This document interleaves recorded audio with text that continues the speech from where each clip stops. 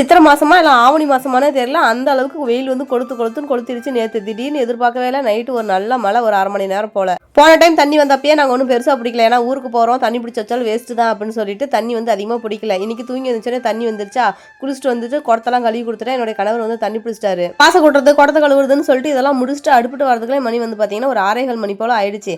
இன்னைக்கு ஒன்றும் பெருசாக சமையல் இல்லை, சிம்பிள் தான். நேற்றே வந்து மாவெல்லாம் ஆட்டி வச்சிருந்தேன், இன்னைக்கு வந்து இட்லி தான் சுட போகிறோம் அப்படின்னு. இட்லி தானே அப்படின்னு சொல்லிட்டு சலுப்பா நினைக்க வேணாம், அதுக்கு தொட்டுக்கு வந்து சைடு சூப்பராக ரெடி பண்ண போகிறோம். ஆல்ரெடி டைம் ஆயிடுச்சு, எல்லாம் கட் பண்ணி எடுத்து வச்சுட்டு அடுப்பை பற்ற வச்சு அப்படின்னா டைம் ஆயிடும். அதனால அடுப்பு பற்ற வச்சு சட்டியை தூக்கி அடுப்பில் வச்சுட்டு அதுக்கப்புறம் வெங்காயம் தக்காளி எல்லாம் கட் பண்ண ஆரம்பிச்சிட்டேன். இன்னைக்கு வந்து ரொம்பவே சூப்பராக பொட்டுக்கடலை, தேங்காய் இதெல்லாம் எல்லாமே புதினா சட்னி, அதுவும் கல்லில் தான் ஆட்ட போகிறோம்.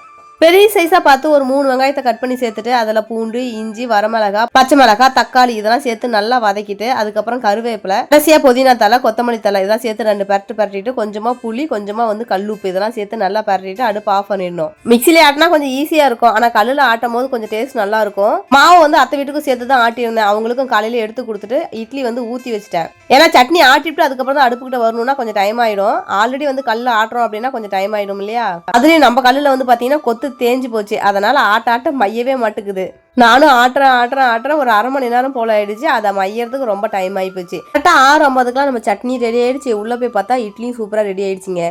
அடுத்த டைம் இந்த கல்லில் ஆட்டுறதுக்குள்ளே வந்து பார்த்தீங்கன்னா கல்லுக்கெல்லாம் கொத்து போட்டுடணும் அப்படின்னு நினச்சிட்டு இருக்கிறேன். முன்னெல்லாம் வந்து அடிக்கடி வந்து கல்லுக்கு கொத்து போடுறவங்க வருவாங்க, ஆனால் இப்போலாம் அந்த மாதிரி ஆளுங்களும் அதிகமாக பார்க்கவே முடியல. கிரைண்டராக இருந்துச்சுன்னா நம்ம கடையில் கொடுத்து போய் பார்த்துக்கலாம், ஆனால் இந்த சோட்டு கல்லில் எப்படி தூக்கிட்டு போகிறதுன்னு தான் தெரியல.